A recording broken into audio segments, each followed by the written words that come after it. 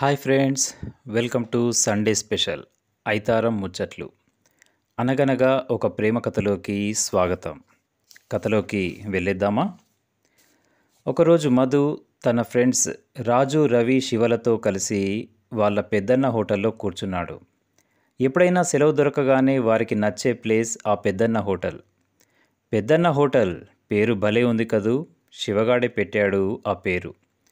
Hotel అంటే ఓ పెద్దది అనుకునేరు, చాలా చిన్నది. కాకపోతే గిరాకీ మాత్రం అదిరిపోయేది.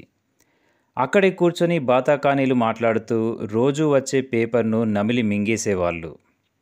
ఏం రో, అందరూ కూడబలుక్కొని ఇటుగా వచ్చారు అంటూ ఎకసెక్క మాటలతో మాట్లాడాడు పెద్దన్న. నిన్ను చూడకుండా ఉండలేకపోయాం పెద్దన్న అన్నాడు శివగాడు నవ్వుతూ. నాకైతే నిన్న నిద్ర కూడా పట్టలేదు తెలుసా అన్నాడు రవి. నిన్ను చూడకుంటే జ్వరం వచ్చేసింది పెద్దన్న, చూడు అంటూ తల మీద చేయి వేసుకున్నాడు రాజుగాడు. ఓహో, అందరూ అయ్యారు, ఇక పెద్దసారి మాట్లాడడే అంటూ మధును చూస్తూ అడిగాడు పెద్దన్న. వాడికైతే అసలు నోట్లో మాటలే రావట్లేదు పెద్దన్న అంటూ ఒక బజ్జీని అందుకున్నాడు శివ. ఏం మాయరోగం, ప్రేమలో గాని పడ్డాడా అన్నాడు పెద్దన్న నవ్వుతూ. అంతే, మధుమొహంలో ఆశ్చర్యం.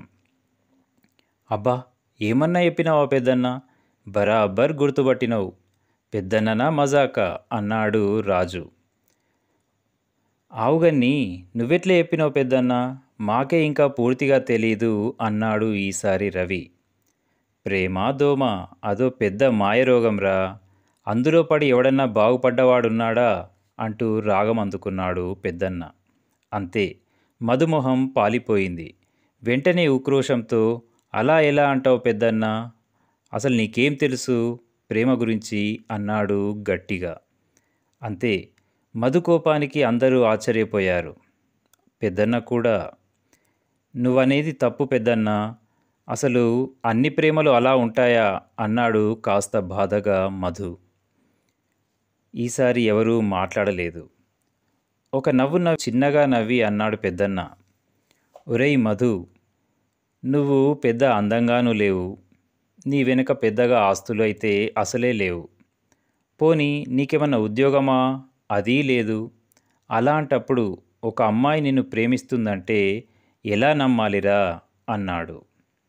నువ్వు కాస్త తెలివిగలవాడు అని అమ్మాయిలు నీ వెంట పడతారేమో, అంతేగాని ప్రేమకు తెలివికి సంబంధమే లేదురా.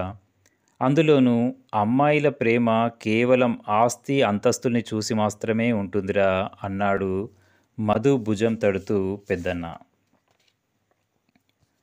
ఎంతో అనుభవంతో చెబుతున్నాను విను.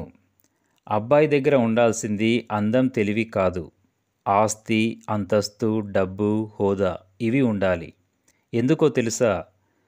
ఆ అబ్బాయిని నమ్ముకుని వచ్చిన అమ్మాయిని కష్టపెట్టకుండా సుఖంగా హాయిగా చూసుకోవడానికి. అది లేకుండా నేను నీకోసం అది చేస్తాను, ఇది చేస్తాను, అది కడతాను, ఇది కడతాను అనే అబ్బాయిల ప్రేమలన్నీ వట్టి నీటి మాటలే. వాస్తవానికి వచ్చేసరికి అవి నిలవవు. ఆ ప్రేమ కూడా అంతే. కాబట్టి ఉద్యోగమే మొదలు, ఆపైనే ప్రేమైనా దోమైనా అంటూ ఆపాడు పెద్దన్న. ఎవరూ మాట్లాడలేదు. అందరికీ కళ్ళు తెరుచుకునేలా ఉన్నది ఉన్నట్టుగా చెప్పాడు అతను. అప్పుడప్పుడు బడాయి మాటలు మాట్లాడతాడు, కానీ కొన్నిసార్లు చేదు నిజాలు కూడా బయటకు చెప్పేస్తాడు పెద్దన్న. మధు ఇక అక్కడ ఆగలేదు. ఆలోచిస్తూ ఇంటికి వెళ్ళిపోయాడు. వాడి వెనకే ఆ మిత్రులు కూడా. అంతే, ఇక ఆ రోజు నుంచి రాధతో మాట్లాడడం తగ్గించేశాడు మధు. రాధ కూడా గమనిస్తూనే ఉంది. అంతలో ఒకరోజు, ఒరేయ్ మధు, అటు చూడరా అన్నాడు శివ. బాబోయ్ అన్నారు అందరూ ఒక్కసారిగా. సూర్యుడు ఉండగానే కురిసిన వానకు చీర కట్టేందుకు వచ్చిన ఇంద్రధనస్సులా, నేల జారిన తొలి వాన చినుకు తామరాకుపై కదిలిన చందంలా ఎంతో అందంగా ముస్తాబయ్యి, కనులకు కాటుక అద్ది, నుదుటిన కుంకుమ దిద్ది, చెవులకు రింగులు అద్ది, ముక్కుకు పుడకను పొదిగి, లేత ఎరుపు రంగును పెదవులకు అద్ది, మెడలో పచ్చలహారం, నడుముకు అందమైన వడ్డానం, కాళ్లకు మేజోళ్ళు, ఆ గోళ్లకు రంగవల్లులు. ఎంత అందంగా ఉంది రాధ. అలా నడిచొస్తున్న రాధను చూసి హ్యాపీ బర్త్‌డే టు యూ అంటూ పాటను అందుకున్నారు మిత్రులు అంతా. అందరికీ థాంక్స్ చెప్పి స్వీట్ ఇచ్చేసి మధు పక్కగా నిలబడింది రాధ. అలా తన పక్కనే నిలబడి చూస్తున్న రాధను చూసి హ్యాపీ బర్త్‌డే అంటూ చిన్నగా చెప్పాడు మధు. హమ్మయ్య! ఇప్పటికైనా చెప్పారు సారు థాంక్ యూ అంటూ నవ్వింది రాధ. అదేంటి నీకు కోపం కదా రావాలి అన్నాడు మధు. ఎందుకు? అంది కళ్ళలోకి సూటిగా చూస్తూ రాధ. నేను నీతో సరిగ్గా మాట్లాడట్లేదు. కనీసం నీ బర్త్‌డేకి ముందుగా కూడా విష్ కూడా చేయలేదు.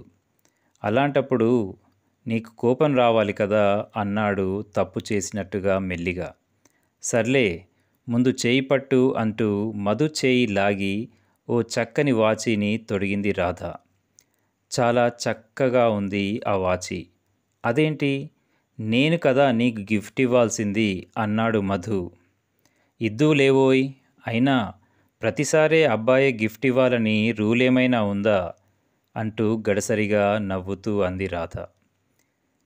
ఇది ఫ్రెండ్స్ ఈ వారం కథ. మిగతా కథను తరువాతి వారంలో విందాం. నచ్చితే లైక్ షేర్ చేస్తూనే ఉండండి. సబ్స్క్రైబ్ చేయడం మరవకండి. నేను మీ పవన్ కుమార్ పెంటు.